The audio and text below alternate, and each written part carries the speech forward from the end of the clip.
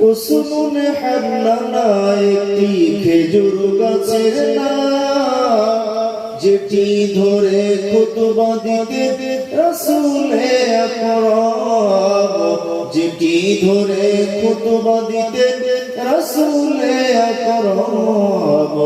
আমার নবীর বিদায় বেলাতে নবী আসবে দেখিতে, কিয়াম করে আমি অদব জানাবো সালাম। রহমতে আলাম নবী নূরে মুজাসসাম, রহমতে আলাম নবী নূরে মুজাসসাম।